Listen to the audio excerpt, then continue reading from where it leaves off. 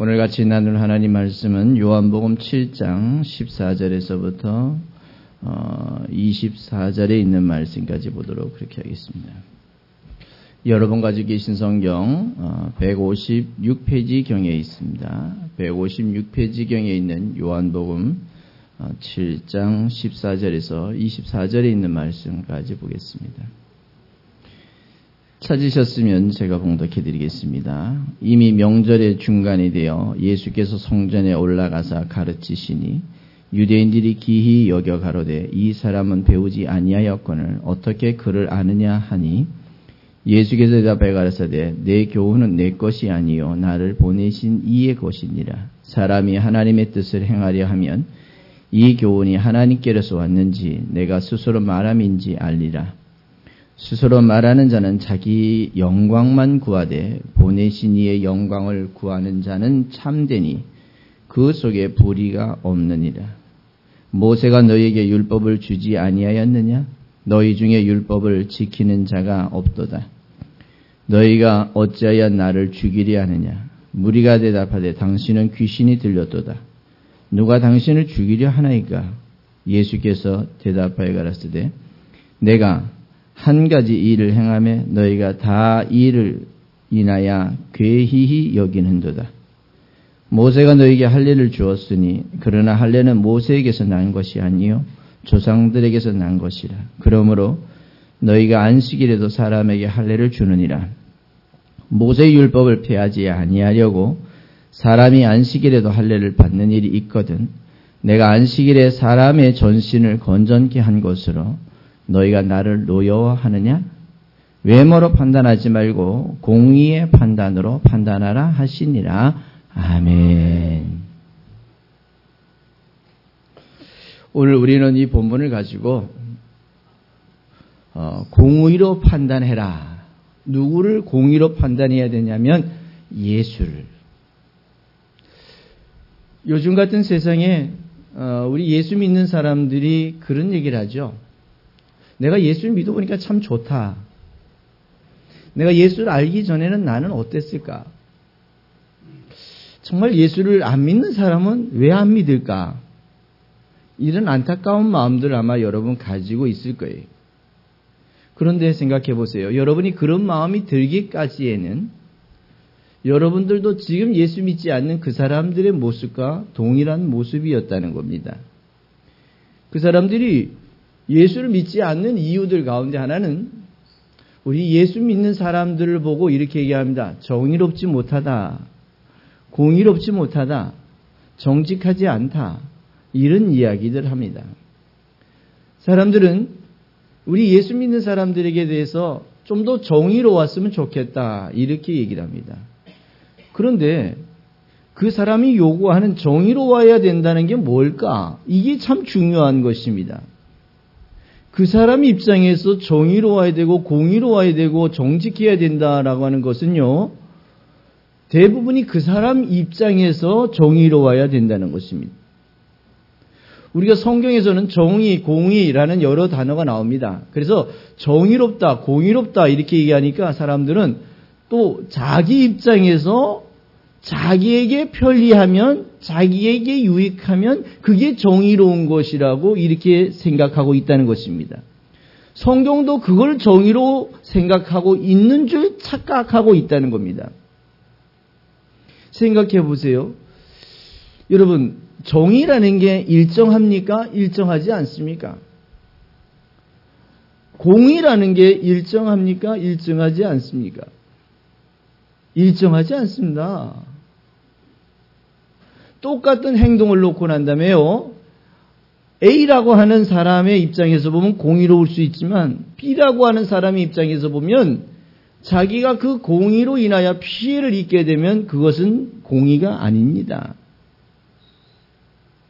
우리가 공의, 정의라고 이야기하는 그 대단한 그 논리는요. 대부분이 자기 주관적 해석이라는 것을 여러분이 이해하셔야 합니다. 우리가 한 국가의 정의라는 것도 생각해 봅시다. 이 국가의 정의라는 걸 생각을 해보면 우리가 월남이라고 하는 나라의 전쟁을 갔습니다. 전쟁을 가서 월남이라는 나라를 도와줬습니다. 그게 우리 입장에서는 정의로운 것이었습니다. 그러나 월남보다는 월명의 입장에서 보면 어떤 일일까요? 그거는 정의롭지 못한 일입니다. 우리가 대한민국이라고 하는 전쟁의 이 시스템 속에서 살고 있는데요. 유엔이라는 나라가 왔습니다. 영국, 프랑스, 다양한 나라가 16국에서 나와서 이 나라를 도와줘서 결국은 우리가 공산주의가 되지 아니하고 자유 안에서 살 수 있도록 도와주었거든요. 우리 입장에서는 그들이 굉장히 정의로운 사람들입니다. 고마운 사람들이죠. 우리는 그들의 수고를 잊지 말아야 되고 감사해야 되고, 왜? 우리 입장에서는 자유라고 하는 좋은 환경을 주었기 때문에 그게 정의로운 것이기 때문에 인정하는 것이지요. 그러나 그 당시에 소련이나 중국이나 또 북한의 입장에서 보면 이건 정의롭지가 않은 거예요. 왜? 자기네가 다 이긴 전쟁인데 왜 이상한 나라들이 와가지고 전쟁을 하는 바람에 우리가 진다는 겁니다. 정의요? 공의요? 우리가 알고 있는 그 잣대를 가지고 성경에서 정의로울 것을 찾는다? 어렵습니다. 겨우 정의로운 걸 찾는 게 뭐냐면 우리 예수 믿는 사람들의 행위를 보는 거예요. 우리 예수 믿는 사람들의 잘못된 모습들을 보는 거예요. 그래서 언론에서는 언론의 주제가 될 수 있는 좋은 내용들이 뭐냐 하면 목사가 타락하는 사건입니다. 교회가 분란하는 사건들은요, 이 사람들이 기사를 만들기 굉장히 좋은 겁니다. 왜 그럴까요? 이유는 그겁니다. 이 교회와 예수 믿는 우리에 대한 기대치가 있는 거예요. 세상에 다른 사람들은 다 그렇게 살더라도 예수 믿는 사람만큼은 좀 정직하게, 예수를 가르치는 목사는 좀 더 정직했으면 좋겠다라고 하는 기대치에 의해서 정의와 공의를 나누다가 보니까 그 정의와 공의를 정립하지 못한 문제로 인해서 교회가 욕을 먹기도 하고 교회가 피해를 입기도 하고 그 일로 인해서 다른 사람이 예수 안 믿는 심각한 문제가 생깁니다. 사랑하는 성도 여러분, 밖에 있는 분들이야, 예수를 모르는 분들이야, 우리가 보여지는 그 표면적인 것을 가지고 판단합니다. 그러니까 왜 판단하냐고 묻지 마시고요. 그렇게 판단하는 이유는 아직은 예수의 가치가, 예수가 얼마나 위대하시고 얼마나 훌륭한 분인지를 아직은 교육이 안 돼 있다는 거예요. 그러면 그분들에게 최선 피해가 되지 않게 하려면 우리는 어떻게 해야 되냐면, 여러분과 나는 정말 예수 믿는 자의 모습과 예수 믿는 자의 자세와 예수 믿는 자의 향기가 나타날 수 있도록 여러분이 더 노력하시고 더 낮아지시고 더 섬겨주시고 더 사랑해 주실 수 있는 거룩한 하나님의 사람들이 되어주실 수 있기를 부탁드리겠습니다. 그렇게 살아야 여러분이 구원을 얻는 것은 아닙니다만, 그렇게 살아줘야 아직도 예수를 알지 못하는 사람들을 구원시키는 일에는 중요한 일이 되기 때문에 우리 조금만 더 겸손하게, 조금만 더 정직하게, 조금만 더 겸손하게, 조금만 더 그분들을 섬기며 사랑하는 하나님의 사람들이 되어주실 수 있기를 부탁드리겠습니다. 그래서 나 때문에 다른 사람이 예수 안 믿는 일은 생기지 않도록. 그리고 생각해 보세요. 사람들의 비즈니스라고 하는 것은 이해관계 아닙니까? 그 이해관계인 비즈니스를 이 교회와의 관계로 연결하다가 보면 참 중요한 걸 놓칩니다. 비즈니스는 서로 이익이 되면 남는 거고요, 이익이 안 되면 떠나는 겁니다. 내가 손해가 날 것 같으면 발을 빼는 거고요, 이익을 볼 것 같으면 내가 적극 참여하는 거 아닙니까?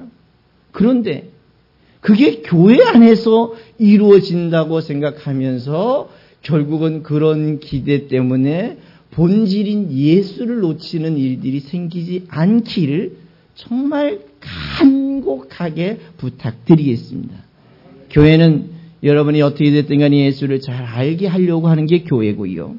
여러분이 사는 세상 속에서 좀 더 편안하게 행복하게 그렇게 살다가 이 육체를 벗고 나면 영원한 생명 천국이라고 하는 것 가는 데까지 여러분을 도와주는 공동체이라는 사실을 여러분이 기억하시면서 이 공동체 안에서 서로 용서하고 이해하고 격려하고 서로가 좀 잘 될 수 있도록 도와주고 내가 좀 손해나더라도 상대가 조금 더 유익하고 그 사람이 예수를 믿을 수 있는 기회가 된다면 우리는 그것을 양보하면서 거룩한 하나님의 일을 감당하실 수 있기를 부탁드리겠습니다.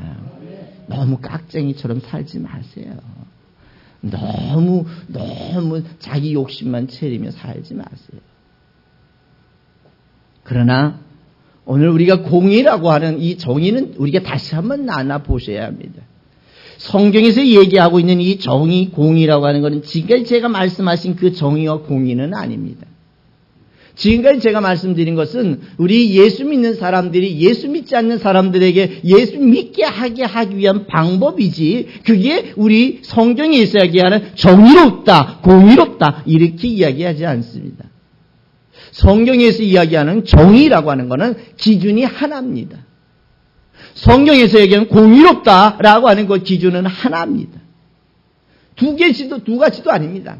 이 한 가지는요, 이 4,000년 전부터 3,000년 전, 2,000년 전, 지금 1,000년, 지금 현재 이르기까지 이 정의, 성경에서 얘기하는 공의와 정의라고 하는 것 자체는요, 바뀐 적이 없습니다.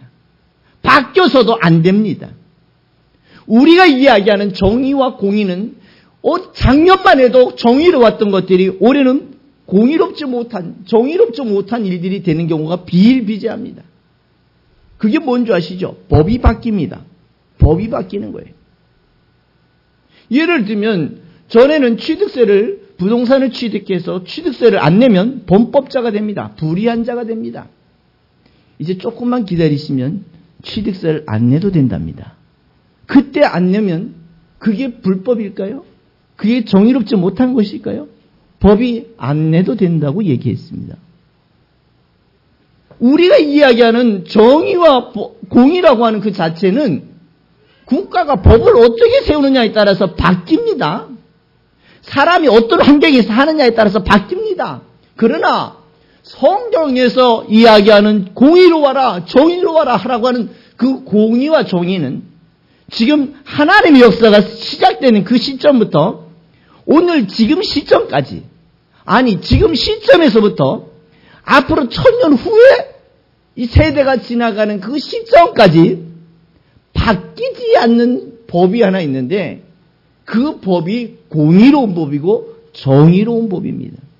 그렇다면 그 공의와 정의는 누구를 중심으로 하는 것이냐면 예수를 중심으로 해서 공의롭다, 그렇지 않으면 공의롭지 않다라고 정의하고 있습니다. 예수가 무엇이 중심입니까? 예수를 중심으로 해서 예수를 메시아로 인정하는 그 사람들은 하나님 보시기에 공의로운 사람들인 것을 여러분 기억하시기 바랍니다.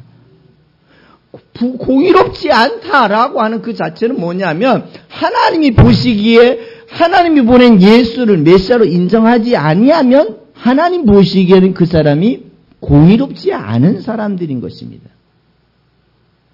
공의롭지 않은 사람들의 결과는 사망이라고 하는, 지옥이라고 하는 결과가 그들에게 남겨져 있습니다. 그러나 공의로운 사람들은 예수가 죽음을 통해서 보여주신 천국이라고 하는 죽음 이후의 엄청난 역사를 소유할 수 있는 특권이 있는 줄 여러분 기억하시기 바랍니다. 그래서 영접하는 자, 곧 그 이름을 예수를 믿는 자들에게는 하나님의 자녀가 되는 권세가 주어졌고요. 볼지어다 문 밖에 서서 두드리노니 누구든지 그 문을 열고 예수를 영접하면 이제는 그 예수가 그 사람과 함께 영원한 생명을 허락하겠다라고 하는 엄청난 약속을 공의로운 사람들이 받아가는 줄, 공의로운 사람들만이 가져갈 수 있는 것인 줄 기억하시기 바랍니다. 그렇다면 여러분 공의로우십니까? 여러분은 공의로우신 분들입니다. 세상에서의 삶에서는 조금 부족할 수 있습니다만 세상 사람들이 우리를 보기에 손가락질하고 깍쟁이처럼 산다고 그렇게 이야기할 수 있습니다만 그러나 하나님이 보시기에는 내가 예수를 믿느냐? 그 예수를 나의 구원자로 인정하느냐? 안 하느냐의 기준이라는 사실을 여러분 기억하셔서 하나님 보시기에 여러분 모두는 예수를 믿어가려고 하는 여러분 모두는 이제 남은 삶을 예수와 함께 살아가려고 이제 마음에 작정하고 그것을 행동으로 옮기고 교회로 옮겼던 여러분 모두는 하나님 보시기에 공의로운 사람들인 것을 기억하시기 바랍니다. 그래서 옆에 있는 분들에게 이렇게 얘기합시다. 당신은 공의로우신 분입니다. 옆에 사람만 공의롭습니까? 다시 한번 해봅시다. 나도 공의롭습니다. 뭐 때문에요? 뭐가 잘났어요? 예수 안에 내가 살기 때문에 나의 허물은 있지요. 부족한 것 있지요. 그래도 예수님이 여러분을 공의롭다고 인정해 주셨고 예수를 메시아로 믿는 자들에게 하나님의 자녀를 허락하시는 공의가 있어지는 줄 기억하시기 바랍니다. 그래서 오늘 예수님은 이 사건을 보여주고 싶은 건 내가 공의롭다는 얘기죠. 내가. 결국은 예수가 공의롭다. 그것을 오늘 여러분 24절에 이렇게 얘기합니다. 야, 너희들은 외모로 나를 판단하지 말라는 얘기죠. 외모로 나를 판단하지 말라. 보여지는 현상과 너희의 주관적 생각을 가지고 예수가 메시아니 아니니, 예수를 메시아로 믿을 거니 많이, 저분이 구약에 예언된 대로 오신 분이니 아니니 라고 너희들이 외모로 판단하지 말라는 얘기. 그래서 뭘로 판단해야 될 것이냐? 공의로. 그가 과연 하나님으로부터 온 사람일까? 아니면 사람으로부터 온 사람일까? 이 사람이 예수가 자기 이야기를 하는 걸까? 그렇지 않은 자기를 보내신 이의 이야기를 하는 걸까? 역사를 행하실 때 자기가 유명해지려고 그 역사를 행하시는 것일까? 자기를 보내신 이를 영화롭게 하기 위해서 행동하시는 걸까? 이런 것들을 여러분이 공적으로 공의롭게 판단하셔서 이분이 과연 메시아가 맞느냐? 맞으면 어떻게 돼요? 동의해야 되고, 동의했으면 제청해야 되고, 제청했으면 내가 그것을 따라야 되는 거 아닙니까? 그게 동의가 안 되면 아니라고 얘기를 해야 되지요. 그래서 왜 아닌지를 분석하고 그것이 맞다라는 것을 알 때까지 우리 기다려주고 도와주고 알 수 있도록 이끌어주는 주 안에 좋은 동역자들이 되어 주실 수 있기를 부탁드리겠습니다. 오늘 만약에 생각해 보십시다. 예수님이 여러분에게 오신다면 여러분은 어떻게 하실 것 같습니까? 예수님이 여러분에게 오신다면, 예수가 오늘 여러분에게 교육하신다면 여러분은 어떤 생각을 가지고 교육을 받으실까요? 아마 신발을 벗고 무릎을 꿇고 정말 당신은 우리를 구원하실 수 있는 분입니다라고 고백하고 그분께 인생을 맡기고 그분과 남은 삶을 살아가게 될 것입니다. 그렇죠? 예수님이 여러분에게 오신다면. 그래서 우리는 그 예수를 얼굴과 얼굴을 맞대어 보고 싶은데 못 보고 있어요. 그런데 이렇게 우리는 간절한데 그 예수가, 우리가 그렇게 보고 싶은 그 예수가 그 당대의 사람들에게 왔는데도 불구하고 이 사람들은 왜 이 예수를 공의롭게 판단하지 못하고 공의롭게 판단하지 못했기 때문에 결국은 그 예수를 저 십자가에 죽여버리고 그 예수를 무덤에 묻혀버리고 무덤을 지키며 왜 예수의 역사를 자꾸 감추려고 하고 있는 이유가 뭘까요? 우리는 그 사람들을 보면서 이렇게 얘기합니다. 참 저 사람들은 안타깝다. 아니 우리가 그렇게 보고 싶은 예수를 실제 얼굴과 얼굴을 맞대어 봤는데도 불구하고 어떻게 예수를 죽일 수 있을까? 어떻게 죽일 수 있을까? 어떻게 저렇게 판단할 수 있을까? 라고 생각할 수 있습니다. 오늘 그렇게 생각하는 사람들에게 어떻게 생각하는지 한번 봅시다. 그 사람들이 예수에 대해서 공의롭지 못한 판단을 했는데요. 그 사람들이 공의롭게 판단하지 못한 그 과정을 한번 볼까요? 한번 보시면 그 상대방의 생각을 한번 봅시다. 12절에 보니까 여러분 같이 읽었던 말씀 전에 보면 뭐라고 얘기했냐면 7장 12절에 보면 이렇게 얘기합니다.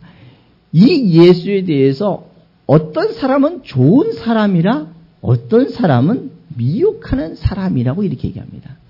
좋은 사람이라고 이야기하는 사람은 아마 예수한테 혜택을 받은 사람들일 거고요. 아마 여기서 미혹하는 사람들이라고 이야기하는 것은 자기가 원하는 메시아가 오지 않았기 때문에, 자기가 알고 있는 메시아가 오지 않았기 때문에 이 예수를 미혹하는 자라고 이렇게 정의해 버렸을 것입니다. 또 이 예수에 대한 생각이 어떤 거냐면 15절에 한번 보실래요? 15절에 보면 예수님께서 열심히 가르치니까 유대인들이 기이 여겨가지고 그 예수를 뭐라고 얘기하냐면, 야, 저 사람은 배우지 아니하였거늘 어떻게 글을 읽느냐, 이런 얘기를 합니다. 배우지 않았다, 이런 얘기는 이 나중에 베드로 보고도 이런 얘기를 합니다. 야, 저 사람들이 범인인데, 보통 사람들인데 어떻게 글을 읽고 저렇게 말을 잘하느냐, 이런 얘기를 하는데요. 오늘 이 이야기는 뭐냐면 율법을, 정식적인 교육도 받지 않았는데 어떻게 저렇게 하나님의 역사를 구구절절하게 잘 얘기하느냐라고 하는 뉘앙스가 있습니다. 이 사람들의 생각은 그렇습니다. 글도 안 배웠는데, 정식 학교도 다니지 않았는데, 정식 율법 학교도 다니지 않았는데, 우리 동기도 아닌데, 졸업장도 없는데 어떻게 저렇게 잘 아느냐, 이런 뉘앙스가 이 유대인들이 예수에 대한 생각입니다. 그 다음을 한번 보실래요? 그 사람들이 19절에 보면은 이렇게 얘기합니다. 그 사람들 생각해 보면, 예수님이 그 사람들에게 이야기합니다. 너희가 어찌하여 나를 죽이려 하느냐. 이 사람들은 예수를 죽이려는 생각을 갖고 있어요. 또 그 다음에 보실래요? 20절에 보니까 예수를 보고 뭐라 하냐면 당신은 귀신이 들렸다. 이 얘기는 뭐냐면 미쳤습니다, 이런 얘기거든요. 예수를 보고 미쳤습니다.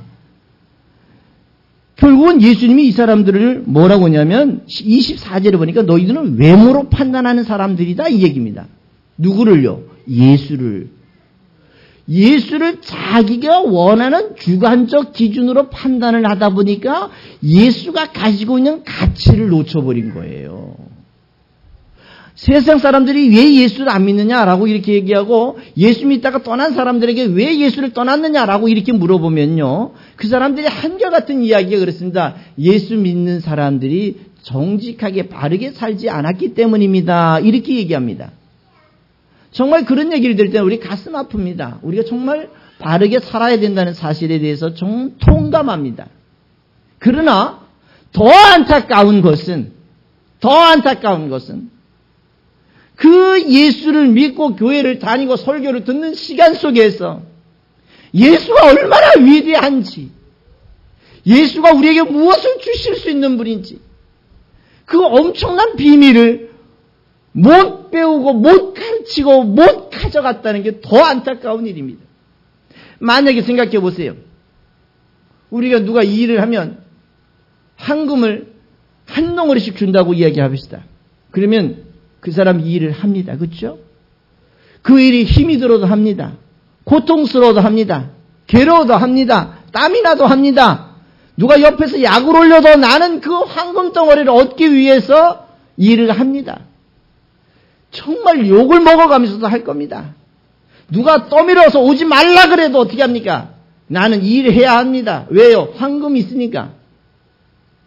그 헌금에 대한 가치를 아는 사람은 어떤 힘이 들고 고통스럽고 죽음 앞에 서는 위험한 일이 있다 할지라도 그 헌금이라고 하는 목적이 있기 때문에 이 일을 하는 것처럼, 예수의 가치가 우리에게 주는 영원한 생명이라고 하는, 사람이 해결할 수 없는, 사람이 줄 수 없는 이 죽음을 해결할 수 있는 영원한 약속이라는 것을 알면 누가 뭐라 그런다고 교회 안 나옵니까? 그 사람이 그렇게 못 산다 그래서 그 기대치가 무너졌다 해서 나까지 예수를 모른다고 할 것입니까? 저는 그게 너무 안타까워요. 예수를 믿고 알아가는 시간 동안에 빨리 예수가 어떤 분인지, 예수가 나한테 뭘 주실 수 있는 분인지, 예수를 통해서 내가 뭘 얻어가야 되는지에 대한 가치를 빨리 발견했더라면 누가 약 올린다고 예수 안 믿겠어요? 누가 어떤 예수 믿는 사람이 정말 정직하지 못하다 그래가지고 내가 예수를 안 믿겠습니까? 정직하지 못하게 사는 그 사람을 도리어 불쌍히 여기면서 예수가 있으니 우리는 지금 참고 견디며 살자고 권면해 주지 않겠어요? 도리어 그 사람 때문에 내가 예수 포기하겠습니까? 어리석은 선택하지 않기를. 사람 보고 예수 보지 마시고요. 예수 보고 사람 보시고, 예수 보고 교회 보시고, 예수 보고 목사 보셔서 과연 이 교회에서 예수를 내가 배울 수 있을까? 이 설교를 통해서 예수를 내가 가져갈 수 있을까? 그 예수의 오묘한 의미를 내가 찾아갈 수 있을까를 고민하고 선택하고 결정하실 수 있기를 부탁드리겠습니다. 그게 안 되면요, 사람밖에 안 보입니다. 또 여러분 생각밖에 안 듭니다. 오늘 누구처럼요? 이 유대인들처럼. 그러니까 오늘 예수님께서 이 사람들에게 뭐라고 얘기하냐면 이렇게 얘기합니다. 16절에 보면 내가 가르치는 것은 내 것이 아니라는 얘기야. 내 생각을 가르치게. 오늘 예수가 얘기하시는 게 뭐냐면 너희가 공의로 판단하라는 얘기지. 이게 정직하냐 올바르냐 아니냐라는 걸 너희가 판단하라는 얘기죠. 그러면서 하는 얘기가 뭐냐면 예수가 내가 하는 얘기는 내 얘기가 아니라는 얘기예요. 누구 얘기를 하는 거냐면 나를 보내신 하나님의 이야기는 하나님의 원하시는 거라는 겁니다. 오늘 이게 굉장히 정의로운 것입니다. 오늘 설교자들이 설교를 하면서 자기의 생각을 전하는 게 설교가 아니라 예수가 뭘 원하는지, 이 설교를 통해서 예수가 무엇을 이루려고 하시는지를 가르칠 수 있는 게 이게 설교의 정의고 설교의 가치라는 거예요. 여러분 건강하게 사는 건강 강의를 들으러 오신 겁니까? 아니면 돈을 잘 버는 방법을 아는 그런 강의를 들으러 오신 겁니까? 우리는 내가 어떻게 사느냐 죽느냐, 어떻게 하면 살 수 있느냐라고 하는 방법을 찾는 그 놀라운 예수를 배우러 오신 분들이기 때문에 이 설교가 과연 자기의 생각이냐 그렇지 않으면 예수의 생각을 전하는 것인가를 여러분이 잘 이해하시고 결정하시는 게 이게 설교의 기준이고 방법이라는 거예요. 오늘 예수님도 말씀하시기를 내가 오늘 이렇게 하는 행동이나 말하는 거나 너희들을 권면하는 것들이 내 생각인 줄 아느냐? 이 내 생각이 아니라 나를 보내신 누구의 뜻이라고요? 아버지의 생각을 내가 너희에게 이야기한다. 17절에 다시 한번 이야기합니다. 사람이 하나님의 뜻을 행하려고 하면 예수가 가르치는 교훈이 이게 하나님께서 왔는지 아니면 예수가 스스로 하는 이야기인지를 구별해야 된다는 거예요. 스스로 하는 이야기인지를 구별해야 돼요. 또 18절에 이렇게 얘기합니다. 뭐라냐면 스스로 말하는 자는 자기 영광만 구해, 자기 잘 먹고 잘 살려고, 자기 편하려고, 자기가 영광을 받으려고, 사람들이 다 자기한테 모이게 하려고 집중을 시키고 있다는 거예요. 그러나 18절에 뭡니까? 보내신 이의 영광을 구하는 자는 참되니 그 속에는 불의가 없다는 얘기입니다. 결국은 사람을 나한테 모으려고 하는 게 아니라 누구한테 모아가려고요? 하나님께로 모아가려고. 오늘 이 시대의 교회는 목사에게 사람을 모으는 게 아니라 여러분 모두를 예수께 가게 도와주는 좋은 징검다리와 같은 역할을 하는 게 교회지. 교회가 구원을 주는 주체가 아니라, 목사가 구원을 주는 주체가 아니라 교회나 목사는 구원을 주는 주체이신 예수를 소개하고 예수를 가르치는 공동체인 것이지 이 교회가 본질적 목적은 아니라는 거예요. 목사가 되기 위한 것이 본질적 목적은 아니라는 거예요. 정확한 기준을 여러분이 이해하시면 교회의 불선한 문제들, 불의한 문제들, 목사님들의 불의한 문제들, 완벽하지 못한 문제들도 어떻습니까? 과연 그 교회가 예수를 가르칠 수 있는 교회라면 우리는 선택해야 될 것이고요. 그게 지하면 어떻고 지사이면 어떻고 지어져 있으면 어떻고 아니면 저 산중에 있으면 어떻겠습니까? 어느 곳에 있든지 간에 예수가 전해지는 일들이라면 우리는 마음을 다하고 뜻을 다하고 정성을 다해서 정의로운 판단을 통해 생명을 얻어가시는 여러분들 되시기 부탁드리겠습니다. 오늘 보면 예수님이 다시 한번 말씀하시는 내용들은 뭐냐면 이렇게 얘기합니다. 21절에 보면 내가 한 가지 일을 행하며 너희가 다 이를 인하여 귀히 여기는도다 이런 얘기입니다. 한 가지 일. 정말 예수님은 엄청난 역사를 베푸셨어요. 어느 때는 죽은 사람을 살리는 역사를 보여주셨어요. 그 마지막 역사 가운데 하나, 우리에게 보여준 역사 가운데 하나는요, 십자가에 달려 죽으신 겁니다. 저 십자가에. 우리가 이 십자가를 그냥 걸어놓은 게 아니라 이 십자가에 왜 예수가 죽었느냐가 이게 우리에게 관건이에요. 왜 죽음을 보여줬을까가 관건이에요. 사람들은 말로 해서 이해합니까? 여러분들 얼마나 좋은지 몰라요. 말로 해도 이해하잖아요. 그게 무슨 역사인지 이해하고 있잖아요. 그런데 사람이 이해할 수 없는 역사 가운데 하나가 뭐냐면 사람 죽고 나면 과연 어떻게 될까? 죽고 나면 어떻게 될까? 사람이 사는 동안에만 사는 게 인생일까? 그래서 잘 먹고 잘 살고 사는 동안에만 행복한 게 인생일까? 이게 사람의 한계입니다. 왜 한계일까요? 사람은 자기가 아는 것, 자기가 본 것, 자기의 지식 정도밖에 모르는 게 사람입니다. 자기가 아는 것밖에 모르는 게 사람이에요. 그런 사람들에게 본 적도 없고 자기가 체험한 적도 없는 이 죽음 이후에 대한 것들을 설명하라 그러니까 이해가 되겠어요? 이해가 안 되잖아요. 그러니까 어떻게 합니까? 다른 사람들은 어떻게 됐든 말로 이해시킵니다. 다른 종교 지도자들은 어떻게 됐든 간에 말로 하든 그렇게 이야기합니다. 네가 해보라고. 네가 한번 해보라고. 왜요? 왜 네가 해보라 그랬을까요? 제자 보고 왜 너가 먼저 해보라 그랬을까요?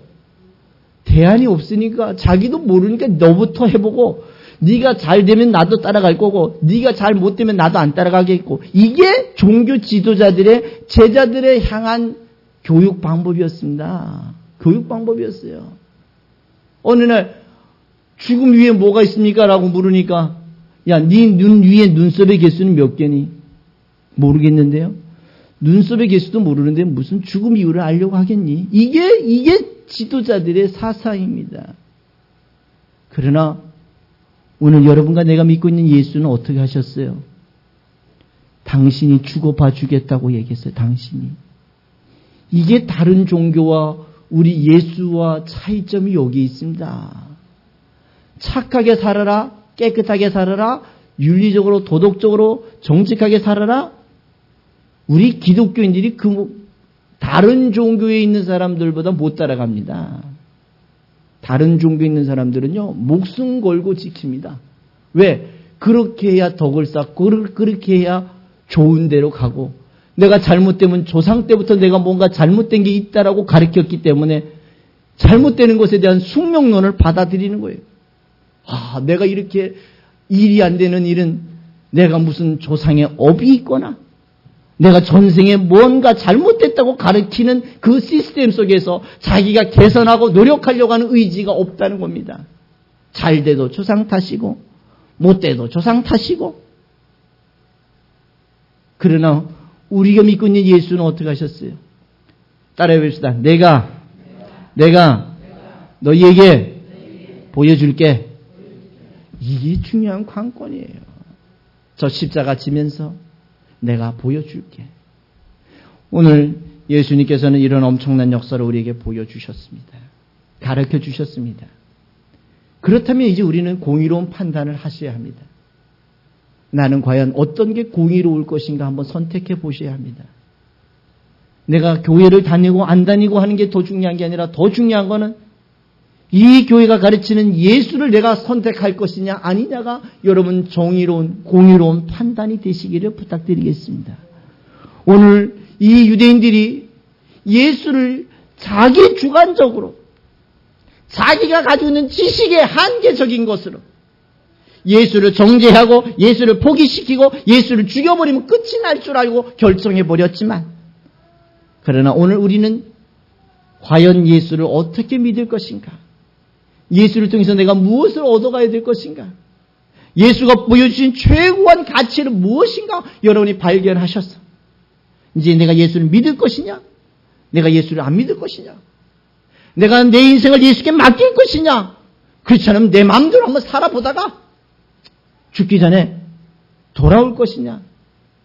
여러분이 판단하시고 결정하셔서 여러분의 남은 인생은 대책이 있는 인생, 대안이 있는 인생, 결과가 있는 인생을 살아가시기를 주님의 이름으로 부탁드리겠습니다. 주 안에 승리하시기 바랍니다.